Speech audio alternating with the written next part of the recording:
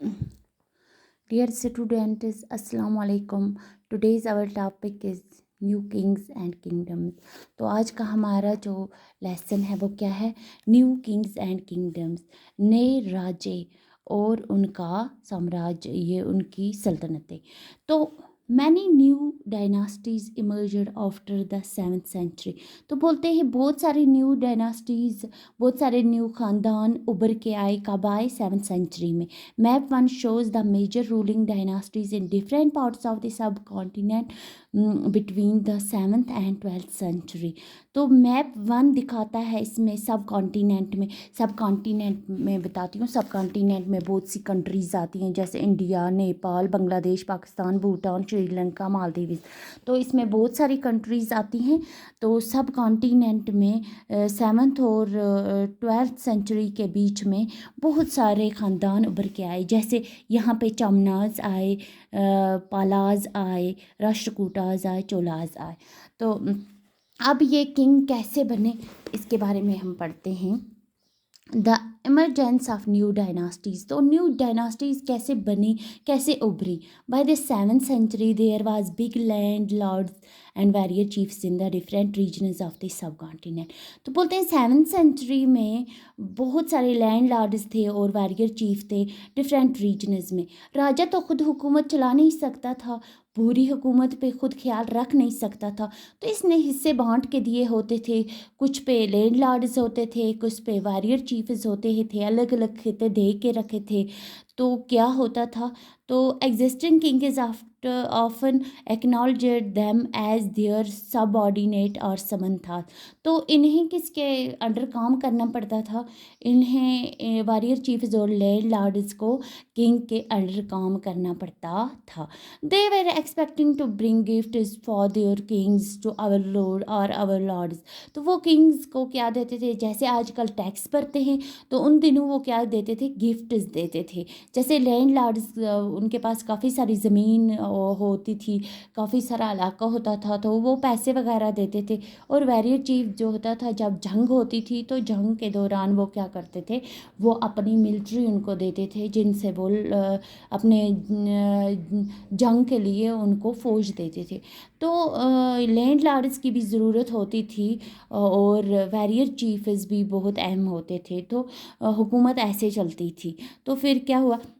We present at their courts and provide them with military support. हाँ, वो warrior chiefs देते थे उन्हें military support. As samantas gained power and wealth. जब समंथास को क्या मिल जाता था? पावर और wealth. They declare themselves to be a mahasamanta. तो वो क्या डिक्लेयर करते थे? कि वो महासमंथा बन गए, महामंदेश्वर बन गए, the great lord of a circle. पूरे सर्कल, पूरे खिते में उनका राज बन जाता था। And so on sometime they asserted their independence from their overlord. तो वो जब वो ज़्यादा पावरफुल बन जाते थे, तो वो वहाँ के किंग से भी कभी कभी जंग हो जाती थी, वहाँ के किंग से भी। तो वो पूरा खिता अपने अंडर कर लेते थे। तो one such instance was that of the Rashtrakutas in the Deccan. तो एक इंस्टेंस, एक मिसाल ये भी है राष्ट्रकूटा की दक्कन में। Initially they were subordinate to the Cholas, Chalukyas of Karnataka. तो वो माताहत थे, राष्ट्रकूटा वाले चालुक्याज के माताहत थे। In the mid 8th century Danti Durga. तो 8वीं सदी के वस्त में दंती दुर्गा जो था एक राष्ट्रकूटा का चीफ, अवर थ्रू ही चालुक्य अवरलॉर्ड। तो उसने चालुक्य के अवरलॉर्ड को बाहर कर दिया, उसने वो उसकी हुकूमत भी कब्ज़ा कर ली। And perform a ritual called hiranya garbha. तो उसने एक रस्म की, जिस रस्म का नाम क्या था? हिरण्य गर्भा, लिटरली द गोल्डन मोम। तो इसे सोने की कोख समझा जाता था। जैसे ये हिरण्य गर्भा करके नया जन्म ले लेते थे, तो वो क्षत्रिय बन जाते थे। When this ritual was performed with the help of Brahmanas. तो ये रस्म की ब्राह्मणों की मदद से, it was thought to lead to the rebirth. तो इससे क्या हो जाता था? ये नया जन्म ले जाते थे of the sacrificer as kshatriya, even if he was not one by birth. अगर ये पैदा भी क्षत्रिय नहीं हुआ होगा और अगर वो हिरण्य गर्भा करेगा तो वो क्षत्रिय बन जाता था। जो क्षत्रिय जो होते थे उन्हें ही रूल करना होता था। Do you think being born as a Kshatriya was important in order to become a ruler during this period? उस पीरियड में ये ज़रूरी होता था कि क्षत्रिय जो फैमिली क्षत्रिय जो हैं वही रूल करें, वही किंग बने। तो जब ये नहीं होते थे, ये क्षत्रिय नहीं होते थे, तो ये हिरण्यगर्भा करके क्षत्रिय बन गया। कौन बन गया? दंती Durga. In other cases, men from enterprising families used their military skills to crave our kingdom. In other cases, दूसरे केस में जो मैन थे enterprising families हो गए, कारोबारी families से, तो उन्होंने अपनी मिलिट्री महारत से क्या किया? किंगडम्स के छोटे टुकड़े कर दिए। For instance, the Kadamba, Mayushama and the Gujara Pratihara Harishchandra was Brahmanas who gave up their traditional professions and took to almost successfully establishing kingdoms in Karnataka and Rajasthan respectively.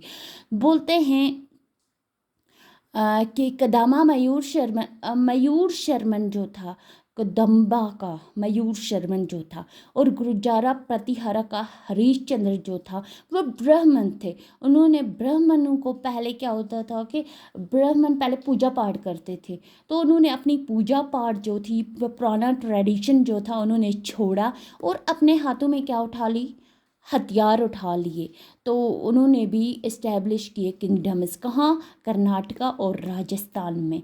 तो आज के lesson में आपने ये पढ़ा कि जो king होते हैं, किंग के मातात होते हैं लैंड लॉर्ड्स और वैरियर चीफ्स, फिर वैरियर चीफ्स या किंग या लैंड लॉर्ड्स, अगर उनके पास वेल्थ आ जाए तो वो महामंदेश्वरा समझने लगते हैं अपने आप को, तो वो किंग से भी झगड़ा करके हुकूमत हासिल कर लेते हैं। और किंग को किंग बनने के लिए ज़रूरी होता था तब क्षत्रिय होना।